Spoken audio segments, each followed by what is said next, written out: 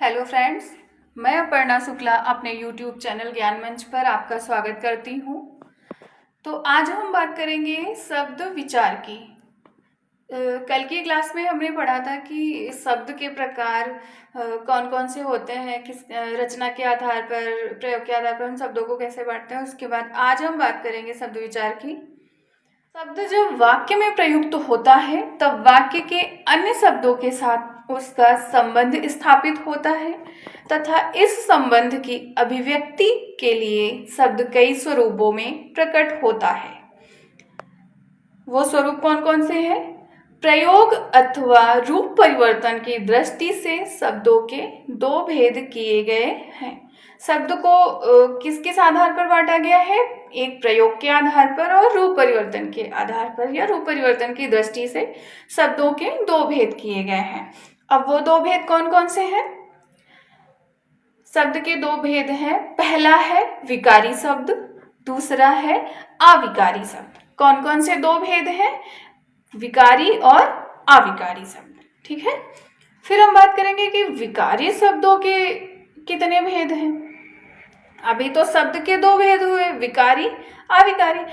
फिर हम इनके कितने भेद हैं, इनके बारे में बात करेंगे। विकारी शब्द में कौन कौन आता है? संज्ञा, सर्वनाम, विशेषण, क्रिया। कौन कौन से? संज्ञा, सर्वनाम, विशेषण, क्रिया। संज्ञा क्या है? हमारा विकारी शब्द का उदाहरण है। सर्वनाम, विशेषण, क्रिया, ये सब क्या है? विकारी शब्द के हैं। ठीक है, फिर आगे बात करते हैं कि संज्ञा क्या है। तो संज्ञा में क्या है कि साधारण शब्दों में नाम को ही संज्ञा कहते हैं। संज्ञा किसको कहते हैं? नाम को ही संज्ञा कहते हैं। जैसे राम ने आगरा में ताजमहल की सुंदरता देखी। राम ने आगरा में ताजमहल की सुंदरता देखी। इस वाक्य में हम पाते हैं कि राम एक व्यक्ति का नाम है। राम क्या है? एक नाम है।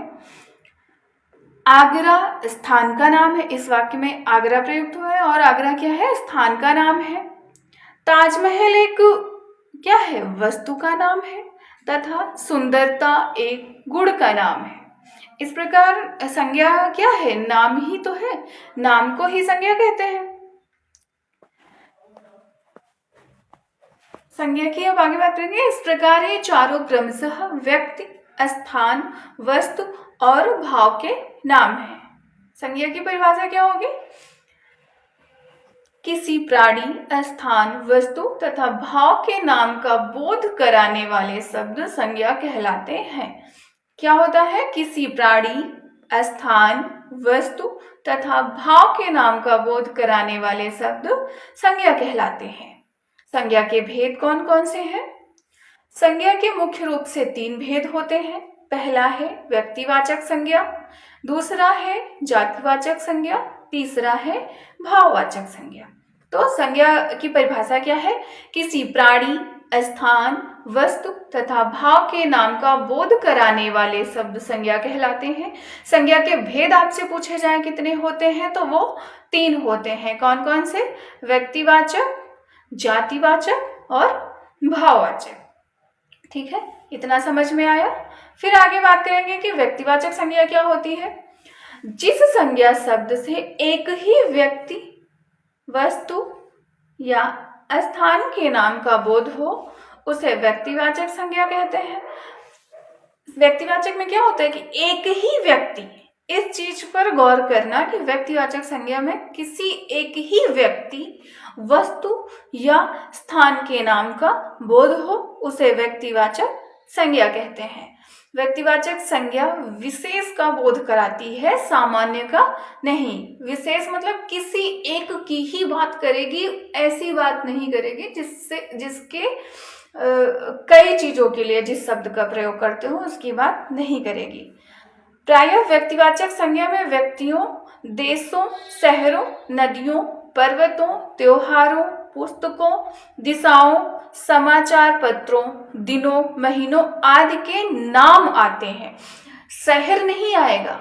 कि ये एक शहर, उस शहर का जो नाम होगा वो नाम हमारा व्यक्तिवाचक संज्ञा में आएगा। शहर व्यक्तिवाचक संज्ञा नहीं है, क्योंकि शहर आगरा, कानपुर, रायबरेली, ये सब क्या होता है, ये सब किस में आते हैं, शहर में आते हैं, लेकिन इनका जो अपना एक अलग अलग नाम है, वो नाम हमारा व्यक्तिवाचक है, शहर व्यक्तिवाचक नहीं है। नदियां हैं तो गंगा, यमुना, सरस्वती, ये जो नाम है ये व्यक्तिवाचक है, लेकिन नदी हमारा व्यक्तिवाचक नहीं है। इसीलिए इसमें कहा गया है कि संज्ञा शब्द से एक ही व्यक्ति, वस्तु या स्थान के नाम का बोध होता है। ठीक है, वो चाहे समाचार पत्र है, समाचार पत्र का जो नाम होगा वो व्यक्तिवाचक संज्ञा होगा। महीनों के जो नाम होंगे, जनवरी, फरवरी, ये क्या है, ये व्यक्तिवाचक संज्ञा में आएंगे, महीना व्यक्तिवाचक संज्ञा में नहीं आएगा। नदियां हैं, पर्वतें हैं, त्योहार हैं, इनके जो नाम है कि आज ये त्योहार है, कल वो त्योहार, वो हमारा नाम व्यक्तिवाचक संज्ञा में आता है।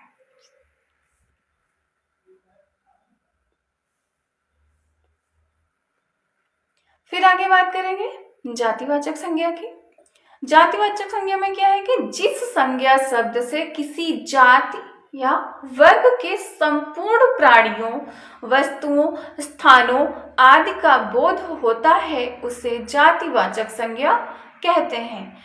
जातिवाचक संज्ञा किसे कहते हैं? जिससे संपूर्ण प्राणियों, वस्तुओं, स्थानों का बोध हो, उसे जातिवाचक संज्ञा कहते हैं।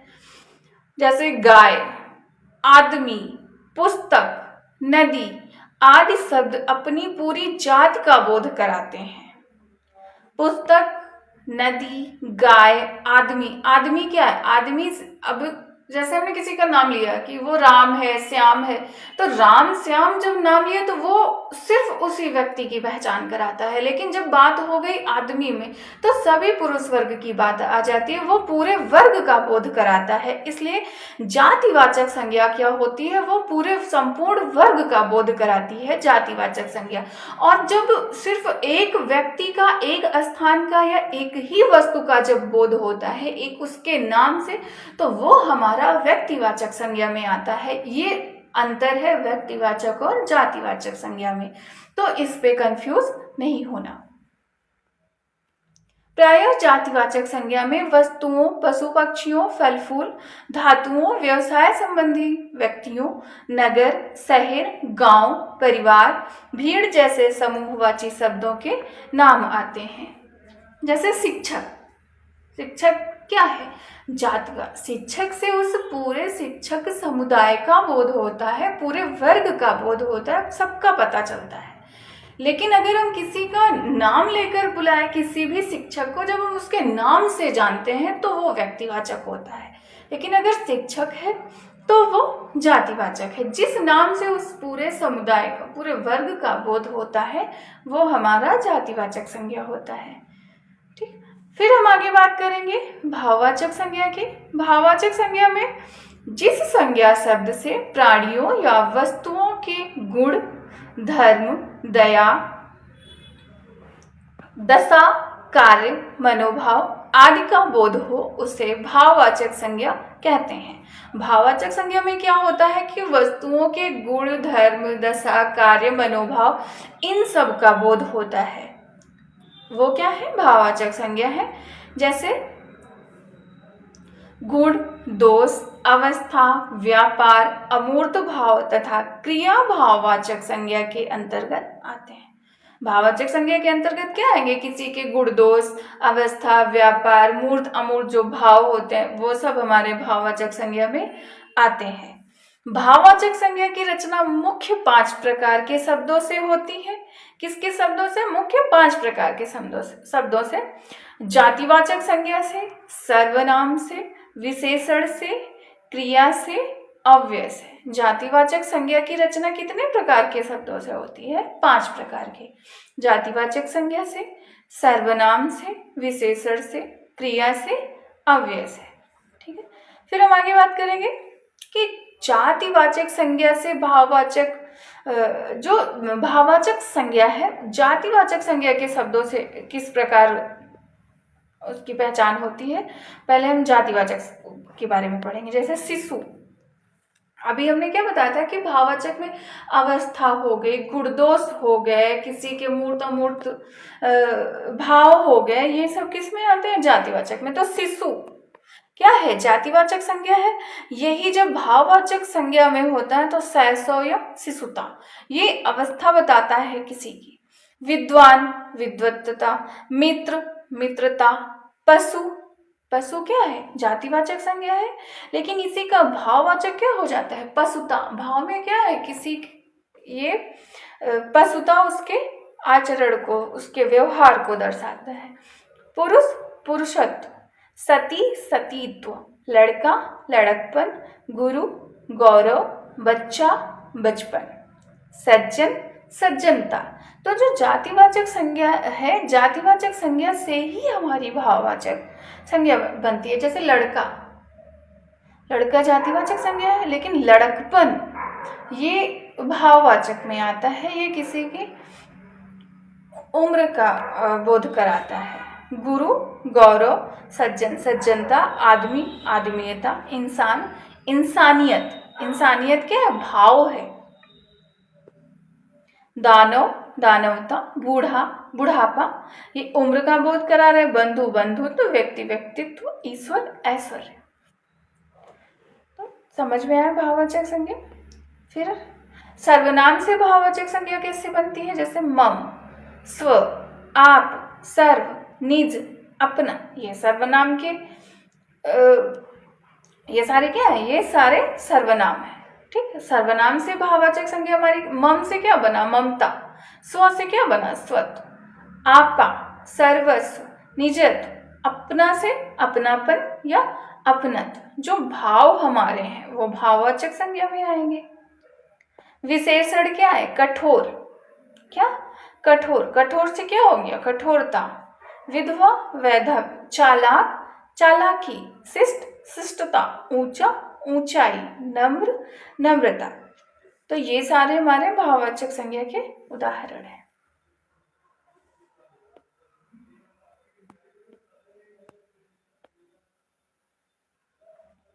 फिर आगे क्रिया से जो बनते हैं, जैसे सुनना क्या है? क्रिया है ना।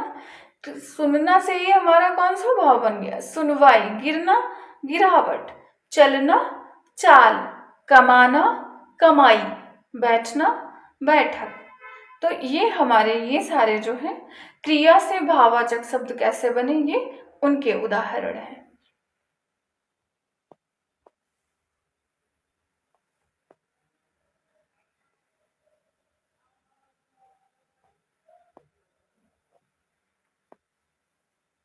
अव्यय से कैसे बनते हैं? जैसे दूर, ऊपर, धिक, शीघ्र, मना, निकट, नीचे, समीप, ये क्या है? ये हमारे अव्यय है ना।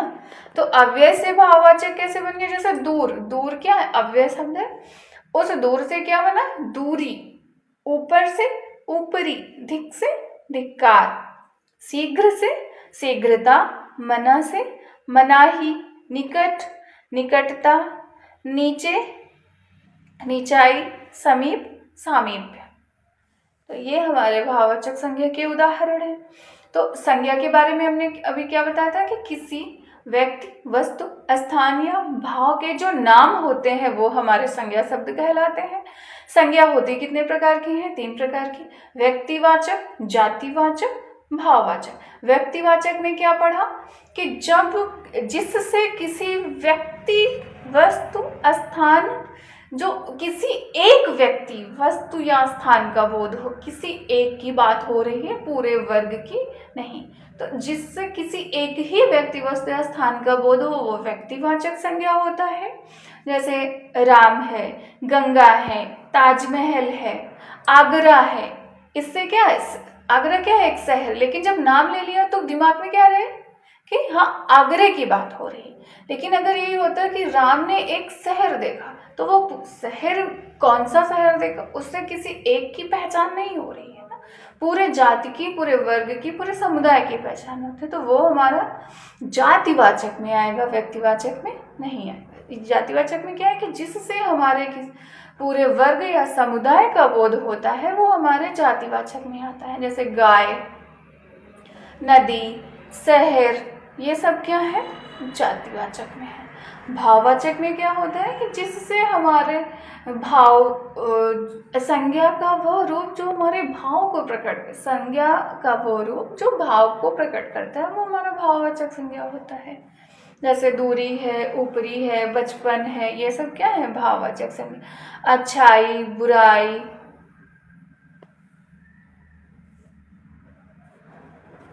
फिर आगे बात करेंगे सर्वनाम की। किसकी, सर्वनाम की। संज्ञा हो गया, अब सर्वनाम। हाँ, संज्ञा है किस शब्द के, जो भी हमने रूप बताया प्रयोग के आधार पर या रूप रचना के आधार पर, तो कितने होते हैं, दो।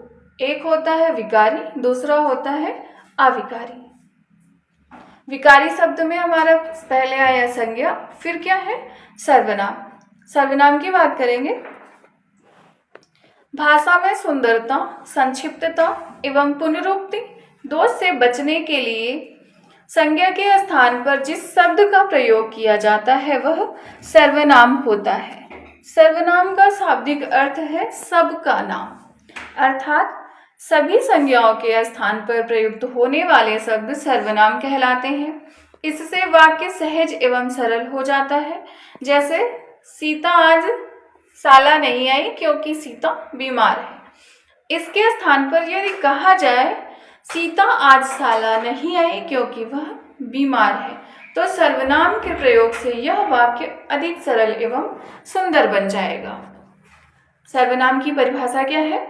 संज्ञा के स्थान पर प्रयुक्त होने वाले शब्द सर्वनाम कहलाते हैं। जैसे मैं, तुम, वह, हम, आप, उसका आदि। जो शब्द संज्ञा के स्थान पर प्रयुक्त होते हैं वो हमारे सर्वनाम कहलाते हैं। सर्वनाम के भेद कितने होते हैं? सर्वनाम के 6 भेद होते हैं। कौन कौन से होते हैं? सर्वनाम के कितने भेद होते हैं? 6। कौन कौन से? पहला पुरुषवाचक सर्वनाम, दूसरा निश्चयवाचक सर्वनाम, तीसरा अनिश्चयवाचक सर्वनाम, चौथा संबंधवाचक सर्वनाम, पांचवा कौन सा है? प्रश्नवाचक सर्वनाम, और छठा है निजवाचक सर्वनाम। सर्वनाम के भेद 6 होते हैं। पुरुषवाचक, निश्चयवाचक, अनिश्चयवाचक, संबंधवाचक, प्रश्नवाचक, निजवाचक।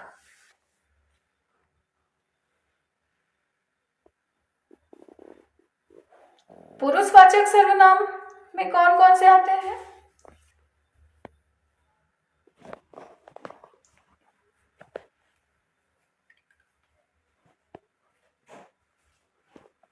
पुरुषवाचक सर्वनाम के भेद कौन कौन से होते हैं? पुरुषवाचक सर्वनाम को 3 भागों में बांटते हैं।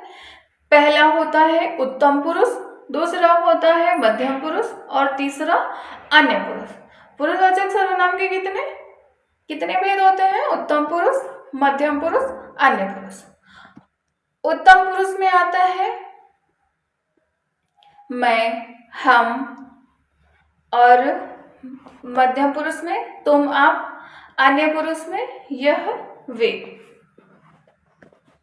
ये किस में आते हैं हमारे?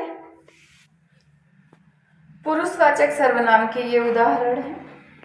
मैं, हम, तुम, आप, यह, वे। इनको कौन कौन से में रखा गया? उत्तम पुरुष में मैं, हम, मध्यम पुरुष में तुम, आप, अन्य पुरुष में वह, वे। पुरुषवाचक सर्वनाम की क्या परिभाषा है? जिन सर्वनामों का प्रयोग कहने वाले, सुनने वाले व जिसके विषय में कहा जाए के स्थान पर किया जाता है उन्हें पुरुषवाचक सर्वनाम कहते हैं। किसे कहते हैं? जिन सर्वनामों का प्रयोग कहने वाले, जो बात को कह रहा है उसके बारे में किया जाए, या सुनने वाले, जो बात को सुन रहा है उसके बारे में, या जिसके विषय में बात हो रही है उसके स्थान पर प्रयोग किया जाए, वो हमारे कौन से होते हैं? पुरुषवाचक सर्वनाम होते हैं। पुरुषवाचक सर्वनाम कितने प्रकार के होते हैं? 3 प्रकार के। उत्तम पुरुष, मध्यम पुरुष और अन्य पुरुष।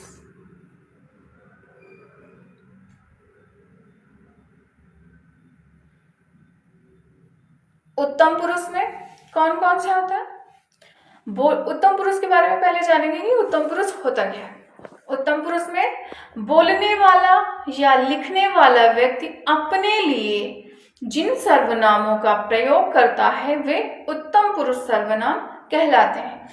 बोलने वाला या लिखने वाला व्यक्ति अपने लिए जिन सर्वनामों का प्रयोग करे, किसके लिए? अपने लिए जिन सर्वनामों का प्रयोग करता है वे उत्तम पुरुष सर्वनाम कहलाते हैं। जैसे मैं, हम सब, हम लोग, ये क्या है? उत्तम पुरुष के उदाहरण है। फिर आगे कौन सा आता है? मध्यम पुरुष। मध्यम पुरुष में क्या है? जिसे संबोधित करने के लिए कुछ कहा जाए, जिससे बातें की जाए, उनके नाम के बदले में प्रयुक्त होने वाले सर्वनाम मध्यम पुरुष सर्वनाम कहलाते हैं। कौन से सर्वनाम कहलाते हैं मध्यम पुरुष? संबोधित करते हुए जिसके बारे में कुछ कहा जाए या जिससे कोई बात की जाए, उसके नाम के बदले में प्रयुक्त होने वाला सर्वनाम मध्यम पुरुष सर्वनाम कहलाता है। जैसे तू, तुम, आप लोग, आप सब, ये किस में आते हैं? मध्यम पुरुष में। अन्य पुरुष में कौन कौन से आते हैं? जिसके बारे में बात की जाए या कुछ लिखा जाए, उसके नाम के बदले में प्रयुक्त होने वाले सर्वनाम अन्य पुरुष सर्वनाम कहलाते हैं। जिसके बारे में बात की जा रही है या जिसके बारे में कुछ लिखा जा रहा है, वो जो है उसकी जगह पे जो हम शब्द प्रयोग करते हैं वे हमारे कौन से होते हैं? अन्य पुरुष सर्वनाम होते हैं। जैसे वे लोग, ये, यह, आप।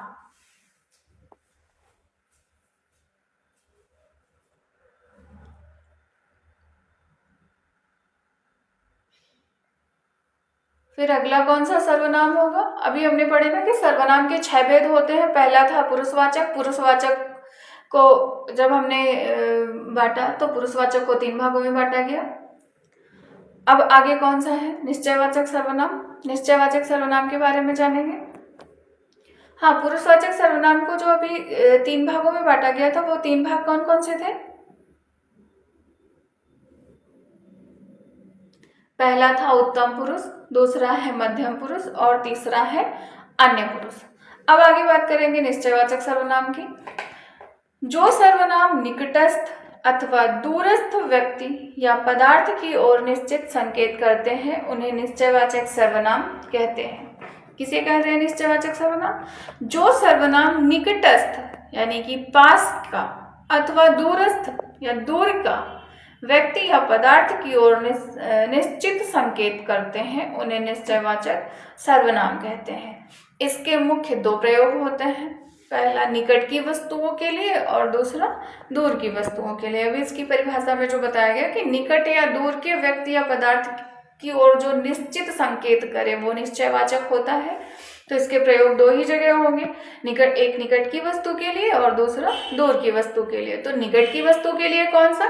यह, ये। दूर की वस्तु के लिए वह या वे। जैसे कोई चीज हमारे पास, जैसे पेन पास में है तो हम क्या कहेंगे? यह एक पेन है। लेकिन अगर दूर रखा है तो वह एक पेन है या वे वहां पर हैं। अगर पास है तो ये यहाँ पर है। तो पास के लिए यह या ये हो जाता है और दूर के लिए वह या वे हो जाता है। फिर अगला है हमारा अनिश्चयवाचक सर्वनाम। कौन सा? अनिश्चयवाचक सर्वनाम। जिस सर्वनाम से किसी ऐसे व्यक्ति या पदार्थ का बोध होता हो जिसके विषय में निश्चित सूचना नहीं मिलती, उसे अनिश्चयवाचक सर्वनाम कहते हैं। जैसे कुछ, कोई। कुछ क्या है? अनिश्चयवाचक सर्वनाम का उदाहरण है कोई। अनिश्चयवाचक में जैसे कोई सर्वनाम का प्रयोग प्रायः प्राणीवाचक सर्वनाम के लिए होता है। जैसे कोई उसे बुला रहा है, बुला तो रहा है लेकिन कौन बुला रहा है ये पता नहीं है, कोई उसे बुला रहा है। तो कोई क्या है? अनिश्चयवाचक है ना। कुछ निश्चित नहीं है कि कौन बुला रहा है, कोई बुला रहा है। कुछ सर्वनाम प्रयोग, जो कुछ सर्वनाम का प्रयोग है वो कहाँ पर होता है? जैसे पानी में कुछ है, घी में कुछ मिला हुआ है। क्या मिला हुआ है ये पता नहीं है, कुछ मिला हुआ है, तो कुछ क्या है, अनिश्चयवाचक है। फिर आगे बात करते हैं संबंधवाचक सर्वनाम की। दो उपवाक्यों के बीच में प्रयुक्त होकर एक उपवाक्य की संज्ञा या सर्वनाम का संबंध दूसरे उपवाक्य के साथ दर्शाने वाला सर्वनाम संबंधवाचक सर्वनाम कहलाता है। जैसे जो, जिससे, जिसका, जिसको। संबंध का मतलब ये कि दो के बीच में जो एक कड़ी का काम करे, जोड़ने का काम करे, वो हमारा क्या होता है, संबंधवाचक। जैसे जो सोएगा सो खोएगा। सोएगा और खोएगा को कौन जोड़ रहा है, जो और सो। जो सोएगा सो खोएगा। जिसकी लाठी उसकी भैंस। जो सत्य बोलता है वह नहीं डरता। तो ये क्या हो गया हमारे संबंधवाचक के उदाहरण। फिर आगे है प्रश्नवाचक सर्वनाम। प्रश्नवाचक सर्वनाम में क्या है, जिस सर्वनाम का प्रयोग प्रश्न पूछने के लिए होता है उसे प्रश्नवाचक सर्वनाम कहते हैं। ये नाम से ही पता चल रहा है कि प्रश्नवाचक का मतलब क्या हुआ, जिनका प्रयोग हम प्रश्न पूछने के लिए करते हैं वे हमारे प्रश्नवाचक सर्वनाम होते हैं। जैसे क्या, किसने, कौन, कब, कहाँ, ये क्या है, प्रश्नवाचक। जैसे वहां दरवाजे पर कौन खड़ा है। कौन क्या है, प्रश्नवाचक शब्द है ना, तो ये किस में आएगा, प्रश्नवाचक सर्वनाम में। कल तुम किससे बात कर रहे थे, आज तुम्हें क्या चाहिए, ये प्रश्नवाचक सर्वनाम के उदाहरण है। फिर आगे है निजवाचक सर्वनाम। ऐसे सर्वनाम जिनका प्रयोग वक्ता या लेखक स्वयं अपने लिए करते हैं निजवाचक कहलाते हैं। निज का मतलब निजी, मतलब अपने लिए। ऐसे सर्वनाम जिनका प्रयोग वक्ता या लेखक स्वयं अपने लिए करता है वे निजवाचक सर्वनाम कहलाते हैं। जैसे आप, अपना, स्वयं, खुद आदि। इसके उदाहरण है, मैं अपनी पुस्तक पढ़ रहा हूँ। पढ़ने वाला व्यक्ति अपनी बात कर रहा है ना, कि मैं अपनी पुस्तक पढ़ रहा हूँ, तो ये क्या है, निजवाचक। आप अपने घर कब जा रहे हैं। इन वाक्यों में अपनी तथा अपने शब्द क्या है, निजवाचक सर्वनाम है।